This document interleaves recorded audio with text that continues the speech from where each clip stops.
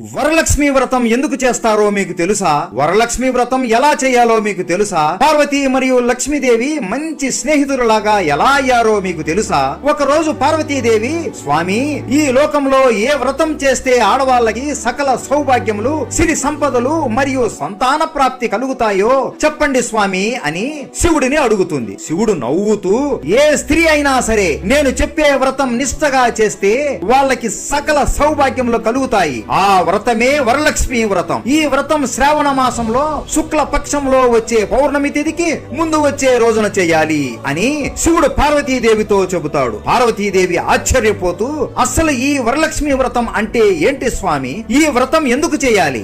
ఏ దేవతని స్త్రీలు పూజించాలి? ఈ వ్రతం ఎలా చేయాలి? ఈ వ్రతం వెనుక ఉన్న కథ ఏంటో తెలిస్తే నాకు చెబుతారా అని అడుగుతుంది. శివుడు, సరే నేను చెప్పేది శ్రద్ధగా విను పార్వతి అని వరలక్ష్మి కథ చెప్పడం మొదలు పెడతాడు. పూర్వం మగధ దేశములో కందినంబు అనే ఒక రాజ్యం ఉండేది. ఆ రాజ్యములో ప్రతి ఒక్కరూ ఎంతో ధనవంతులు. వాళ్ళ ఇంటి గోడలు కూడా బంగారంతో కట్టుకుని ఉంటారు. అంత ధనవంతులు అందరూ. అదే ఊరిలో చారుమతి అనే బ్రాహ్మణ స్త్రీ నివసించేది. ఆమె తన భర్తను దేవుడిలాగా పూజించి సేవలు చేసుకునేది. ఆమెకు లక్ష్మీదేవి అంటే చాలా ఇష్టం. చిన్నప్పటి నుండి లక్ష్మీదేవి నామం పలుకుతూ ఆమెకే పూజలు చేసుకుంటూ ఉండేది. పెళ్లి అయ్యాక కూడా ఆమె ప్రతి రోజు లక్ష్మీదేవికి పూజలు చేస్తూ ఉండేది. ఆమె భక్తిని చూసి లక్ష్మీదేవి ఎంతో సంతోషిస్తుంది.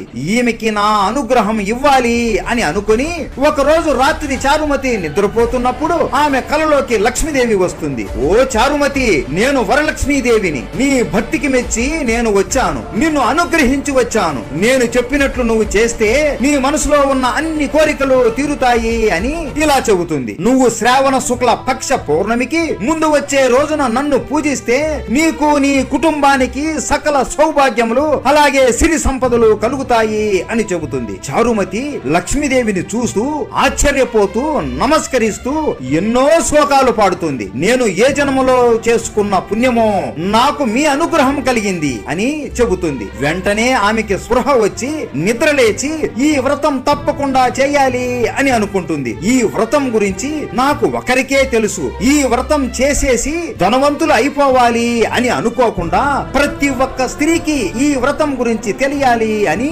అందరికీ చెబుతుంది. అలా అందరూ ఆ రోజు కోసం ఎదురు చూస్తూ ఉంటారు. మొత్తానికి లక్ష్మీదేవి చెప్పిన రోజు వచ్చింది. చారుమతి అలాగే మిగతా స్త్రీలు అందరూ తెల్లవారుజాముననే లేచి తల స్నానం చేసి శుభ్రమైన బట్టలను కట్టుకుని చారుమతి ఇంట్లోనే ఈశాన్య మూలంలో గోమయంతో అంతా అలికి మండపం ఒకటి ఏర్పాటు చేసి దానిపైన కొత్త బియ్యం